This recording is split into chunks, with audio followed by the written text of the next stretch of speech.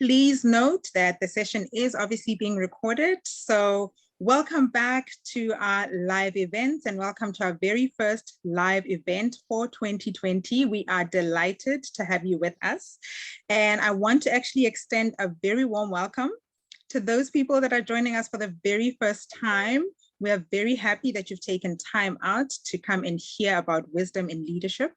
For those that have been on some of our live events last year, it's good to have you back.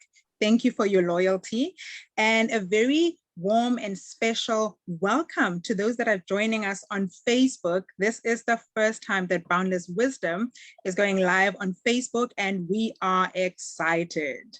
So this is 2020, and we are kickstarting the year with wisdom in leadership. Our thought leader and guest tonight is Crispin Smart. Welcome, Crispin. Thanks, Amo. Thank you very much. So, Crispin, before we get started, I just want to encourage everyone to please go to our website, www.boundlesswisdom.com, to learn more about who we are as a community, and please do join our community. You can also follow us on different social media platforms. We are on Facebook, Instagram, YouTube, as well as LinkedIn. Please like, share, follow, and forward our content or our videos to your friends who you think may benefit from being part of the community. And I think before we get started with the session, Crispin, I see you're drinking. It's good to hydrate. We need you well hydrated. So just to say welcome once again, and maybe a little bit about who Crispin is for those of us who have just joined us. Crispin is our guest, and he's also our thought leader in wisdom in leadership. And he will be taking us through this two-part series, which is this week and next week, Tuesday. A bit about Crispin. He's a Commensa accredited practitioner, and he has more than 30 years experience working across different disciplines. And this is including but not limited to strategy, organizational development, change management, as well as executive coaching, of course. So Crispin, I'm bringing the ball back to you. Yes. Thank you. But before we do that, Crispin, I know that your purpose is to bring wisdom to individuals, leaders, and organizations as you help them solve complex problems. So since we are talking about wisdom in leadership on this two-part series, I'd like for you to give us a bit of context. Super. Thank you. Thank you, Amo. And wow, hello, everybody. This is the first. I was saying to Gary yesterday afternoon, oh my word, I'm so out of my comfort zone. And now you're hoying in Facebook, and I don't know what, what else as well. But just looking at myself on the camera, yesterday was the second anniversary of my mom's passing. And she would have been super proud of her little boykie tonight. She always referred to me as a little boykie. So listen, folks, thank you. It's really lovely having so many folk in the house. And as Amos said, there's a two-part to the series. The first is this evening, where we're really just wanting to, as practically as possible, unpack some of my insights and learnings over the last couple of years around wisdom and where it fits into other roles as leaders. And then a week gap for you to reflect and percolate on some of what we're sharing this evening. And then next week, we're going to guide you through a personal change journey, a framework that'll help you actually apply some of what it is that we're speaking about this evening. But before I dive in and give some context, if you could all just say hello to us in the chat box, just say, hi, I'm from Guguletu, or like in my case, Belleville, or where you're from. And just what brought you here tonight? You know, why did you decide to join this session? And Gary, in a way, it kind of feels like a continuation of our lab that we had this, the past week. It just seems as if these are seamless and they're working into. Hello from Randburg, De Bron, Brockenfell, Newlands. UK, a little chillier than us. Michelle, we're hitting the late high 30s, early low 40s by the weekend. So yeah. Crispin brought Gary. But what brought you here? What made you decide to join us this evening? It's 1 degree. Good grief. Any thoughts on why you decided to join?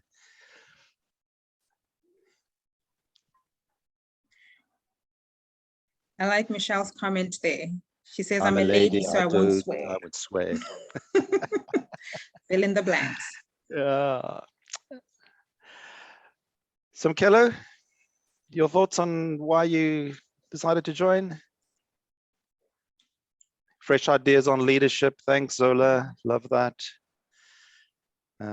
It's a topic that just doesn't end, and we always need to refresh our thinking and our paradigms and our understanding of what leadership is and how we apply it. You, my brother, that's why I joined. I have no idea what it's coming.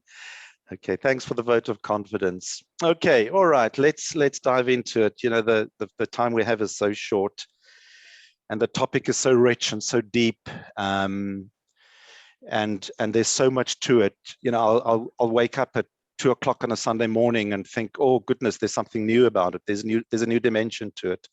There's something new that I can add to my understanding of wisdom. So Ahmed, to your question, you know, I can't really explain it directly. It's like, you know, people talk about a day and a date when they were converted. I can't tell you that, but there was just this growing sense all along that in our leadership conversations we have when we do our leadership work, you know, we talk a lot about authenticity, vulnerability, resilience, trust, purpose, values, etc., etc. And I've had an unsettlement in myself that over the last couple of years that I don't think we've been speaking in our leadership forums and in the spaces where we engage with leaders enough about wisdom. And I don't think we're paying enough attention to it. So that's the first part of you know, just some context. The second is, and it's thanks to somebody like Gary, you know, we've been exposed over the last the last year or so to Gary's Center for Reinvention and the whole reinvention movement across the world. And a lot of us are familiar with VUCA, and we understand the volatility and uncertainty and complexity of the world that we find ourselves in. And more recently, the concept of BANI, which describes our world as brittle and there's a lot of anxiety in it. There's a lot of complexity that we don't really understand, which is the incomprehensibility of it all. And things aren't linear. Things aren't as easily explained and understood as it's always been. And then more recently on Tuesday, well, today, in fact, a week ago, the World Economic Forum published their global risk report for 2022.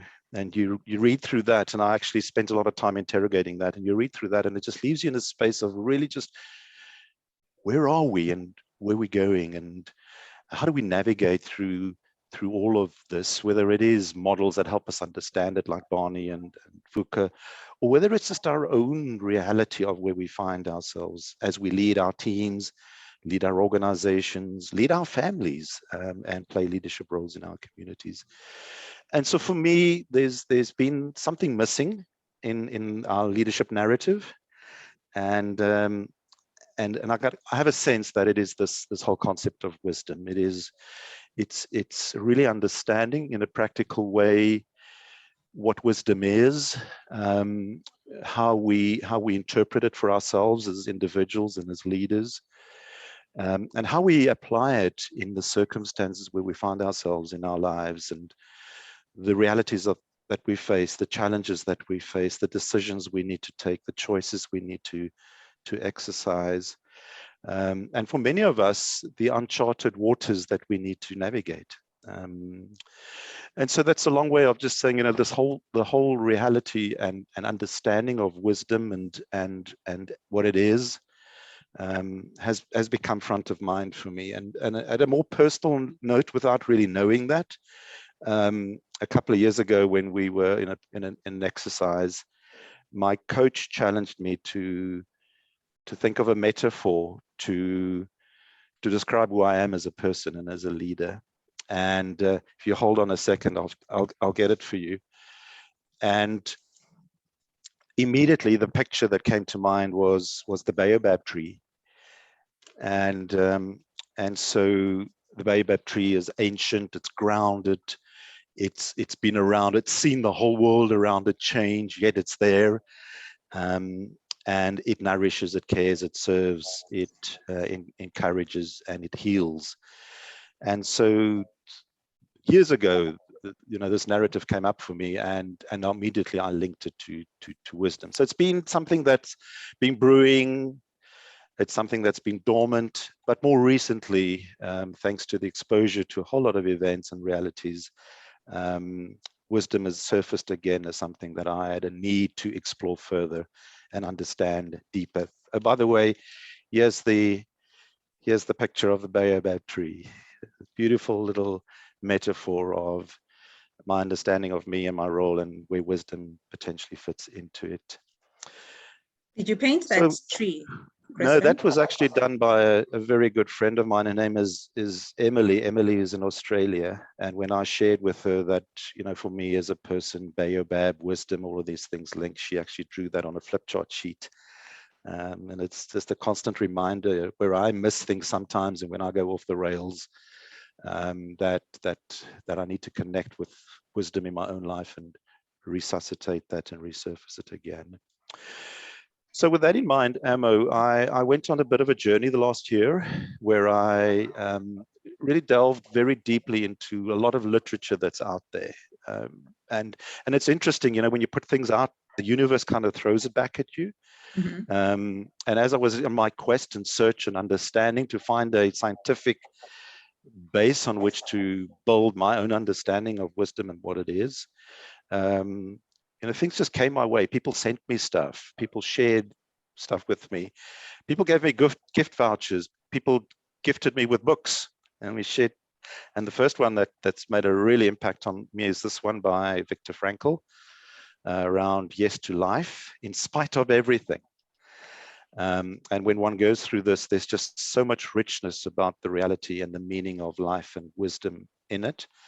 And what I'm busy with at the moment, which has shifted a major thinking for me around the topic, is Gregg Maddens' The Wisdom Code. And it's a combination of really deep reflections, mantras, if you want, that come from Buddhism, Hinduism, Christianity, Judaism, and really just brings together a lot of wisdom around the topic, wisdom. So I've been doing that, and then parallel to that, I did a really deep dive into the Quran, and went and really sought out scripture in the Quran that refers specifically to wisdom. I regret not being able to master Arabic, because I think in the original text it would have been so much richer. And then into the Old Testament and other scriptures. So, just bringing all of that together, conscious that I don't want to go down a rabbit hole and never find myself in that, but really just wanting to, from that, extract for me what are some of the truths about wisdom. Mm-hmm. So that I can use that as a springboard, if you want, to craft my own real practical, crisp definition of wisdom. So that's the journey I've been on, and that's some of it which I hope to be able to share with you this evening. Tonight. All right. So, Crispin, you touched on two things that, just sparked something in my thinking. One, when you spoke about a comparison between VUCA and BANI, and that we don't necessarily live in a linear world, can you just give us a bit of context around, how, VUCA or BANI impacts the way that leaders actually lead, whether in the workplace or whether, in your personal space? Thank you. Yeah, that's a rich question. So the those of us familiar with VUCA, I mean, it's an acronym that speaks, when it talks to volatility, uncertainty, complexity, and ambiguity. And that is kind of descriptive of the world we find ourselves in. I mean, less than a year ago, we saw what happened in KZN and in Johannesburg. We started this year with a fire in Parliament and something storming the Constitutional Court. It is just kind of descriptive of the reality we find ourselves in at the moment. I'm just online today following the Johannesburg City Council meeting and the chaos that's there. And you'd think about leaders in that situation, and you ask yourself, how do we navigate through all of this volatility and complexity and that. And there's a link which you can put into the chat box if you want, that I gave you yesterday, which talks specifically to BANI and a comparison between BANI and VUCA.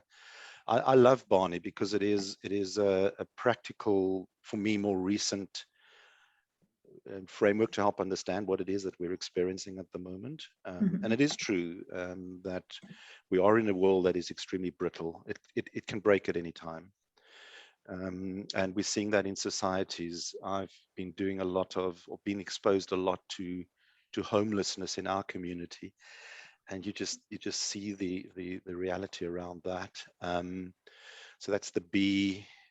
The A is anxiousness. There's a lot of anxiety in our world at the moment, in our families, in our communities. We have a situation at the moment where my dad has been tested. He's 92. He's just been tested positive for COVID. My sister is an anti-vaxxer, and suddenly there's tension and anxiousness and kind of conflict in the family around something as complex as that. And then the N is nonlinear, which you spoke about. The things don't follow a sequence. Things don't follow a pattern anymore. We can't really predict what the next step will be. And then the I is things are just really incomprehensible. It's hard to understand and make sense of a lot of what's happening around us at the moment.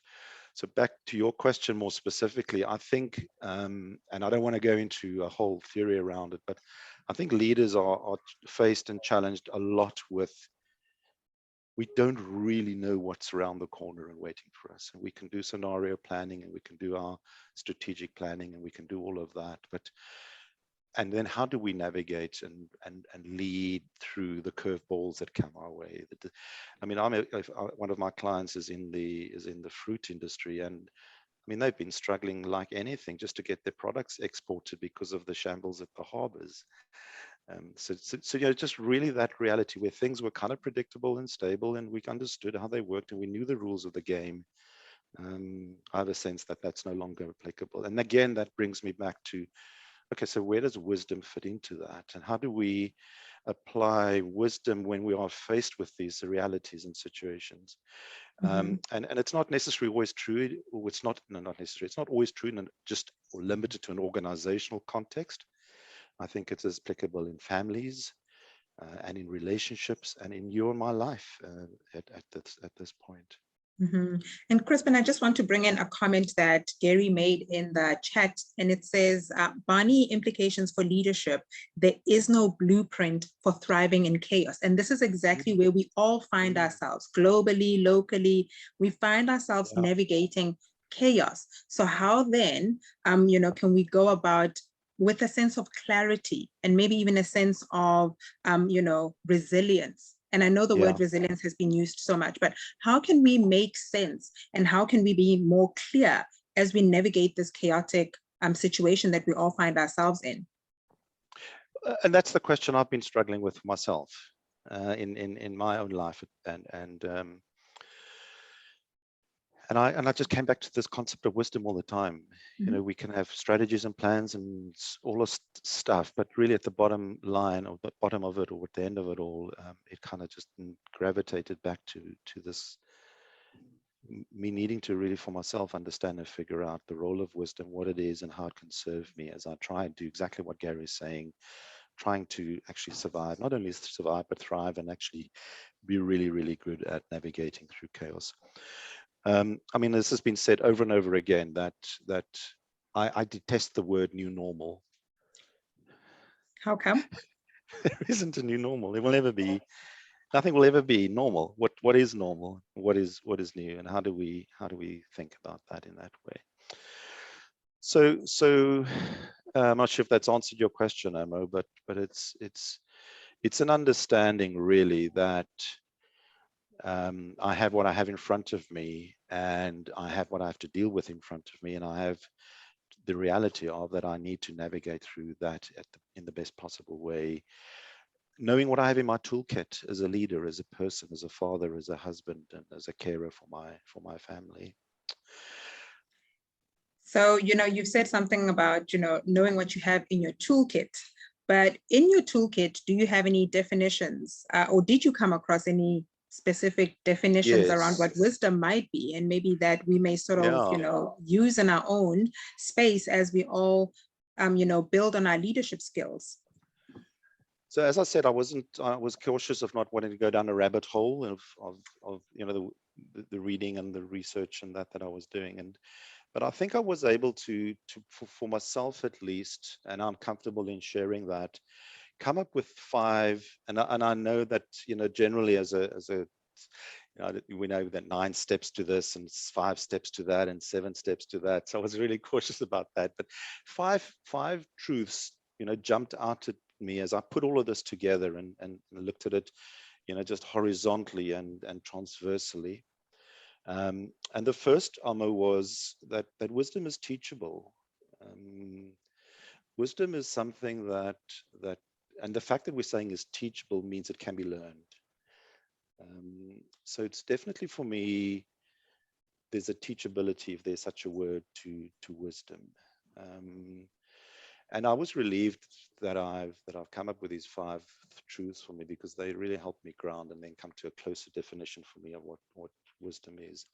The second is, and it's true in all the readings that I did, it can be gifted. Wisdom can be gifted, and the most beautiful example of that is Solomon, where he became king of Israel, succeeding his dad. And if you don't mind, I'm going to just read that little piece, and I'm reading it specifically out of the Message translation, and then I'll use that as an anchor for the other truths. And I just had a chuckle when I read it again this morning. And so the Message is really a lovely, light interpretation or translation of scripture. And that night, God appeared to Solomon, and God asked, "What do you want from me? Ask." So actually the question is, what can I gift you with? What can I give you? What can I gift you with? And that's something we spoke about leaders just now. And I think one of the things that we can gift people with as we think through chaos, Gary, and all of that, is how we gift them with wisdom. And this is the very interesting part. And then Solomon answered, and forgive me if the translation offends anybody. Solomon answered, "You were extravagantly generous with David, my father." Isn't that beautiful? You were extravagantly generous with David, my father, and now you have made me king in his place. Establish, God, the words you've spoken to my father. Now listen to this part. For you have given me a staggering task. Isn't that what we are faced with as leaders? A staggering task of navigating through where we are in uncertainty. I'm going to repeat that. For you've given me a staggering task, ruling this mob of people. So just this almost impossible task of ruling your people. And then he goes on to say, yes, give me wisdom and knowledge as I come and go amongst this people. Isn't that leadership on the ground? Give me wisdom and knowledge as I come and go amongst your people. I can't be in my boardroom. I've got to be on the ground, come and go amongst your people. For who on your own, for who on his own is capable of leading these, your glorious people? So there's the whole concept of giftedness within with wisdom. And then the third truth that came out for me, Amo, and there's a spirituality to it. there's something around wisdom that in a way connects head, heart, action, and soul, and brings that all together in a way. Absolutely. And if we think about real leadership, today, what it does require are leaders who actually do have, I believe, and I'm not saying religion, but there's a spirituality to their understanding of their calling in their role and how they lead. So I don't think we can have a conversation about wisdom without at the same time having a conversation about soul and heart and head and hand and how that all connects together. And the next one, the fourth one, was wisdom is not limited to a few gray old people sitting on a mountain somewhere that have got 1,000 years of experience. Wisdom's for everybody and anybody. And I actually went and read the history, and the history shows that Solomon was, guess how old when this conversation with God happened? Any thoughts? I'm going to guess and say 92, but I'd like to hear what the rest of the Any participants think. He was 20 years old. Really? He was 20 years old, and as a 20-year-old man, realized he can't do this alone. And his toolbox needed wisdom and knowledge. And I think that's kind of really true for us as leaders today, irrespective of where it is that we lead. And then so the first one was teachable. The second one was gifted. Third, there's a spirituality to it. The fourth is it's for anybody and everybody. And then the last one, and there's a sixth one emerging, which I'll share with you now. All right. The last one that came through for me was wisdom benefits others. It's not for me. And Solomon was saying, so when I move between your people, it's for their benefit. Viktor Frankl, he quotes hope, and he says, the door of hope can only be opened outwards. And I don't want to just adopt that and say, wisdom, the door of wisdom in my life can only be opened outwards. It's how I end up and how it benefits those who I serve, those who I lead, those who choose to follow and be influenced by me. And then on Sunday morning at 2:00, Amo, and I haven't thought this one through, so just be patient with me, please. But there's another one that's starting to emerge, and it's an understanding that wisdom requires of me a deep understanding of the human condition. Sure. It's not superficial. It's not something I can just stick on like a band-aid. It requires of me a deep understanding of the human condition. BANI talks to it in a way, anxiety, nervousness, tension, unsettlement, and everything where people find themselves. And so the jury's out on that one. I'm still really thinking through what that means. But I think that if we think about what's true about wisdom, it is those, let's say, 5.5 truths at this point, really, that it really is about being gifted. It's about how we teach, how we are learning. It's about understanding that it serves others and it's for all of us, and that there is a spirituality to it. But my application of wisdom, whether it's in my organization, whether it's in my family, whether it's in wherever it is, does require of me to have a deep understanding of the human condition. And I'll try and unpack and understand that a little bit deeper going forward.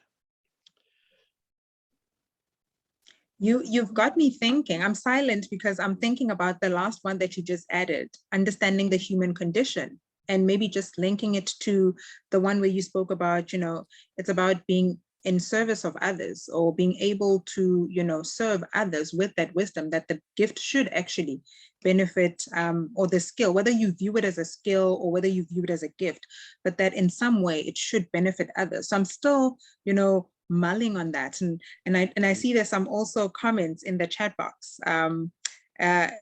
A question, I think, from Gary that says probably why we connect with those we have that deep understanding. Yeah, Gary, you want to unpack that a bit? I was just thinking as you said that, that's also sort of hit my core a little bit when you said that. that it requires a deep understanding of the human condition in all its warts and all. Yes. Yeah. And I just thought, but that's probably why we connect with those that we intuitively sense have that deep understanding. Yes.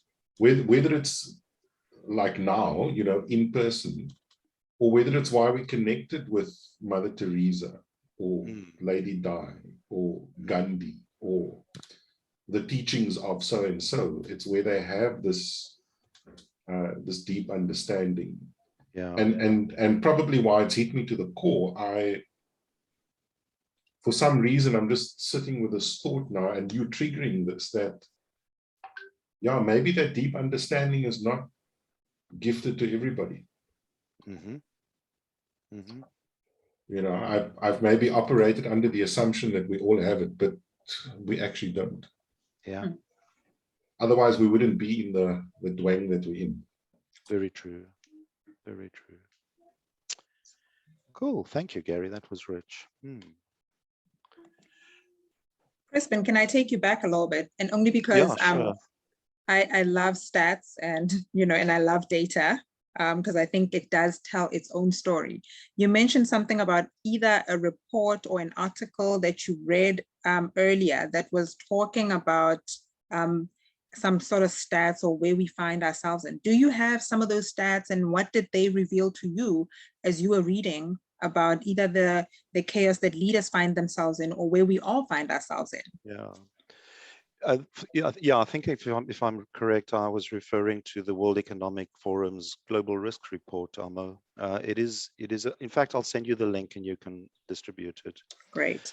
And it makes for fascinating reading. In fact, we have a slide on that. Are you able to go to that? I don't want to do presentations on that, but if you could go to that slide, it kind of highlights something very interesting. I'll find it for us. Got it. Let me just bring it up. And when I read this, I was saying, okay, wow, let's just think through this for a while. There we go. Thank you. This was published last week, Tuesday, and leaders across the world were asked to identify the most severe risks on a global scale over the next 10 years. And the colors there indicate certain sectors, and you'll see that 1, 2, 3, 4, 5 of them have to do with environmental realities. The last one there is geopolitical risks, and then you'll see infectious diseases, social cohesion erosion. Look like we're seeing in the Johannesburg City Council at the moment, and a livelihood crisis. I mean, we faced that in South Africa. Let's not go down that track. But so those are really real. But if you look at the graph to the right, that's 61.2 plus 23. What is that? 84%. Just Of about. global leaders are concerned or really seriously worried about the future of the world. And only a very small handful are actually sensing or have a sense of feeling positive. Now, there are two ways of looking at this. You can make this really despondent and say we're in trouble. You can say, hang on, there's hope in here, and there's something we can actually do and change around this. And again, that's where wisdom comes into it for me. So I'll send you the link. This is really a fascinating piece of work and sobering at the same time. So think about your organization, whether you're in agriculture or in whatever industry you're in, manufacturing, mining, energy, and your organization is facing these global risks. Again, it comes back to you and I as leaders. And I'm hearing Solomon say, as I walk amongst your people, how do I lead this mob? Give me wisdom, please.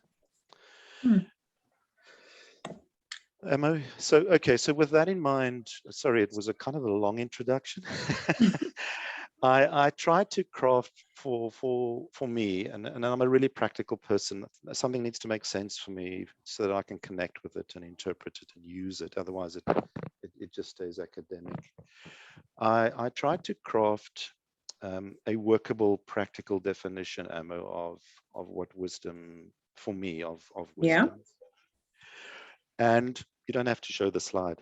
I'll just talk to it. I mean, you can go and Google wisdom, and you're going to get, as I said, down a rabbit hole of definitions and all sorts of explanations about it. Where I landed was a definition that says And don't be bluffed by the simplicity of it, please. It sounds really simple when you read it, you hear it. And initially, when I crafted this, I was thinking, this is maybe too simple, too ordinary. But as I unpacked it further, I realized that it's not. So in my definition, and again, I can't academically prove this definition. It just is a sense. Wisdom is truth turned into action and outcomes. And there are three elements to that definition that I just wanted to, in the few minutes we have left, just land on. It's truth. So if I think about just using me as an example, where I am, my stage of my life, the stage of my career, the transitions I'm going through, or you are, you think about your relationships, your finance, your health, your marriage, your business, your future, your habits, your behaviors, your addictions. You think about all of those things. What's the truth in that? What's the real truth? Now, sometimes we say, but there are different versions of the truth. And I want to argue, no, there isn't. There are a lot of facts about something, but there can only be really one truth. So as I face a challenge, I face a decision I need to make, I face a business reality, I face a career reality, I face some Kello in your space, whatever that may be, what's the truth in that situation? And very often we can't see that, and very often we blinded to it because we have limiting assumptions and we have all of these things. But how do we really understand and get to the essence of what's the truth? And then the second word that it brings is once I've got to that point of understanding the truth, and very often I cannot do that alone. I need a thinking partner, I need a coach, I need what we call wisdom guides, I need whatever it is, to a pastor, a mentor, somebody that can really drill down into what that is. There's a call to action. What do I do with this truth? Just having the truth of my reality, my situation, and what it is that I'm facing, and my own hang-ups about something doesn't serve me unless there's an action to it, a call to action. Something must flow from this truth. And so the question is, what do I do with this truth? And the third one is to what end, to what outcome? You know, where is it guiding me to? Solomon's wish was that he would be a great king and that he would lead his people. We know he screwed it up at the end because he got it all wrong. But what's the outcome? Whether that's more confidence, whether it's improved self-esteem, whether it's me being more comfortable in my skin, whether it's resilience, whether it's vulnerability, authenticity, or whatever that may be, Amo. And so for me, you know, where I am at the moment is, if I think of the different facets of my life, and that's something we're going to try and talk through with you at the next session. What's the truth in terms of those different facets of my life and where I find myself? Where is that guiding me? Where's that taking me? What are the actions that I need to take? And then what is the outcome that I am striving towards and would want to achieve? So it sounds really simplistic if we just, you know, throw it out there. Wisdom is truth turned into action and outcomes. But the reality, and can you think about it, if we start having conversations about what's the real truth in my reality and situation at the moment, and I open that up and start understanding that and being comfortable with that. There's this beautiful quote somewhere that says, "The truth shall set you free." Mm-hmm. And within that freedom then comes the understanding of what it is that I can do, what I should be doing, and what the outcome of that could be. So wisdom is that journey of unpacking and discovering what the truth is for me in my world and in my reality and where I find myself. And as I said repeatedly, how we turn that into action and outcomes. Now I know that that's not a definition that you may have come across in the past, but it's something I want to leave with you to mull over and percolate over. And when we connect again next week, I'd love to hear your thoughts on that definition. Take it apart, tear it apart, add your own lens to it. But it's a definition that serves me. So when I'm faced at the moment with crises, at the moment am faced with some very important, really long-term, tough decisions I need to take about a whole range of stuff. My go-to point is, what's the truth in this situation? And not what I believe it is, but what it actually is. And then that will help me understand what my actions are and where we can go from there. So yeah, that's the definition I landed at, Mo. But keen to unpack it with whoever's on the call next week further, and get your thoughts on how that definition serves you or not, and to what extent you would want to use that maybe to craft what for you is a workable definition of wisdom in your own life and for you as a leader. Yeah. So Crispin, I like the part where you referred to obviously the truth and the action part, right? Because sometimes we sit with the truth, but we actually don't do anything about it. And I know that on this call right now, we've got, emerging leaders, we've got people that have mentioned that they're looking to hone their leadership skills. So I'd like to find out from the people on this call, just in terms of, what's been shared today, what has been put out on the table for you to think about. What are some of the things that maybe are concerning you in terms of your leadership, if you're already a leader? But if you're not leading a team of people, what is it about you, the way that you're leading now, that you would want to either carry on when you do become a leader of others, whether at work or at your place of worship or any other, place where you find yourself. So any comments, any questions, any contributions, just from the leaders in this room, in this moment. I'll open the floor for comments in the chat box for those that are brave enough to actually put their voices in the room. And I see Samkelo is the first one to put his voice in the room. Samkelo, please go ahead and give us your thoughts, your contributions, or your comments. Thank you very much. Mine is more of a question. And the reason why I'm first is because Gary sent me a WhatsApp saying, you better say something, Samkelo. You cannot leave. So do not in any way assume that this is, I'm volunteering, I'm doing this willingly. Just a quick one, Crispin, too. Yes, okay. Now I see. Now I said, yes, Gary. I should say, yes, Samkelo. Crispin, don't you think in this fast-paced world, with everything that people have dealt with, and with this go, get it done, one has to work extra hard to find that place of wisdom or truth?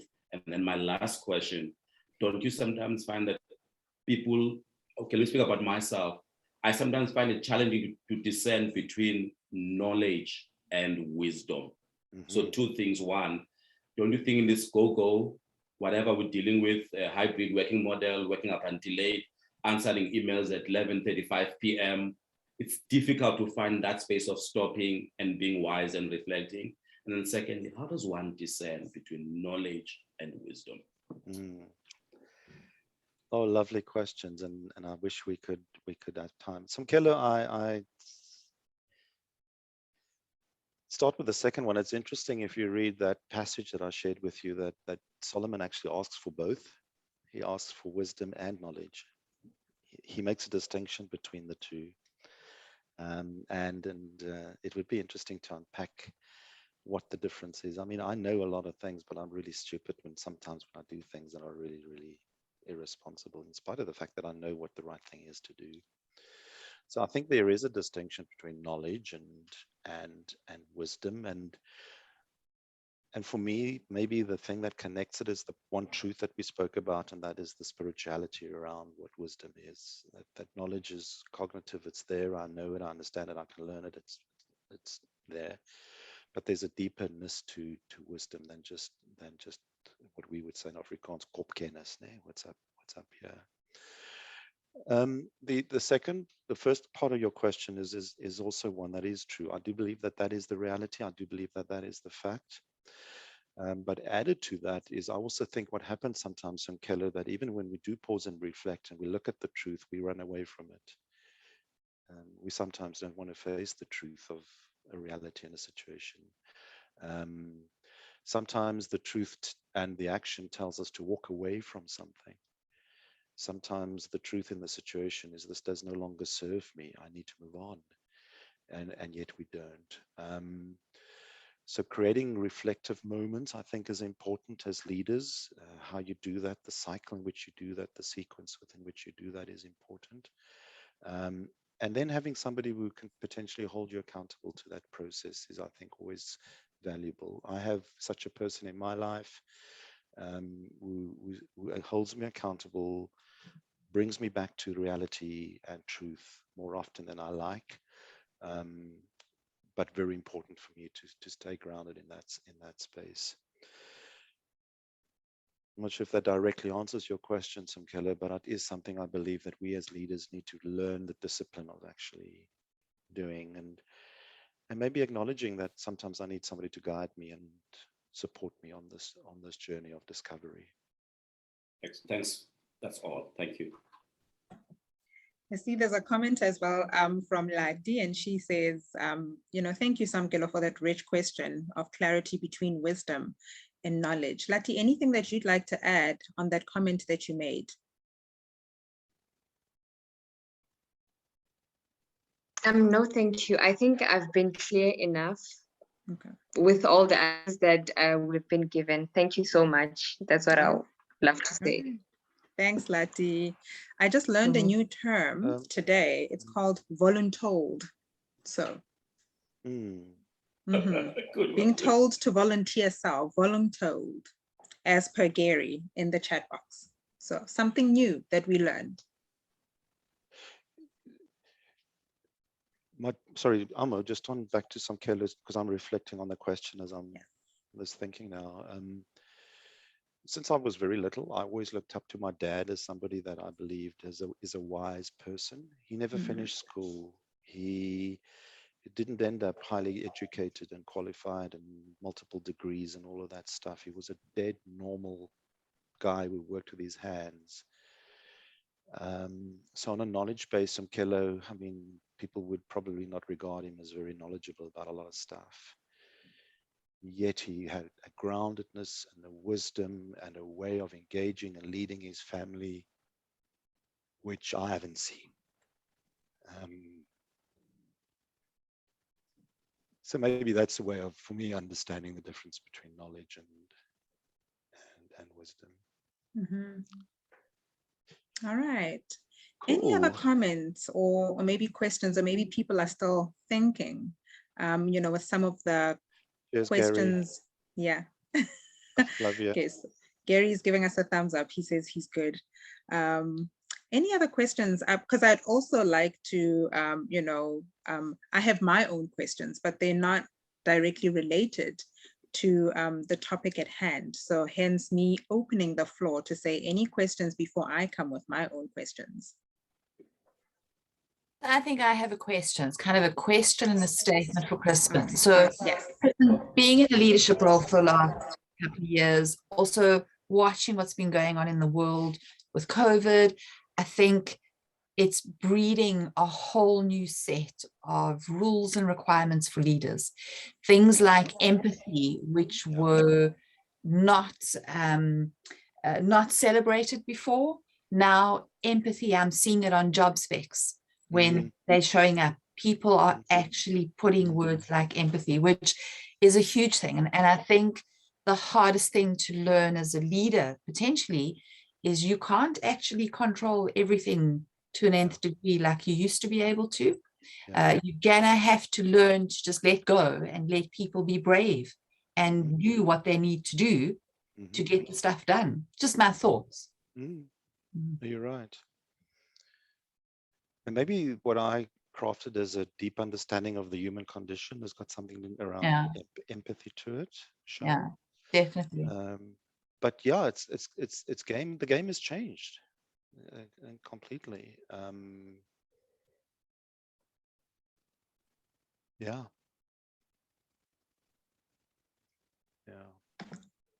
You've just thrown us into this moment of deep thinking and reflection, Crispin. And I guess that's a good thing, because I think as, you know, profound and authentic and real leaders, we need to allow ourselves to go into, you know, such spaces where we, you know, grapple with certain things just around, you know, are we really leading in a way that is authentic? Are we really leading in a way that we would be proud of, you know, if the legacy that we leave is something that we would be proud of? So thank you for getting us into that space. Any final comments from you? Before you, yeah, if I may, I want to just connect what Michelle has said and what Tess is saying in the chat box. Okay. Michelle, Tess, just imagine the awareness and the truth when the truth lands as a leader that I cannot control everything. That actually I need to trust others to serve me. That I don't have the answers anymore. That's hard when I've always been in control, whether I've always been the go-to person, where I've always been the solver, the person with the answer and the solutions. I've lost that now. I don't have that anymore. So part of my existence, my identity has probably been eroded in that process. So there's facing the truth about me as a leader. Now let's work with that. What's the actions and the next steps, and how do we get, and what's the outcome? Outcome could be a whole new paradigm of understanding exactly what Tess is saying, that actually that we've turned the pyramid around and maybe I'm at the bottom serving those above me and they are actually able to. So there is an example practically of this concept of wisdom where it's truth into an action and some positive outcome at the end. I'm going to stop there if you don't mind. There's one more comment from Samkelo before we stop right there. Samkelo, please go ahead. Give us your comment, question, contribution. Thank you very much. Mine, again, is a question and it's not going to be long.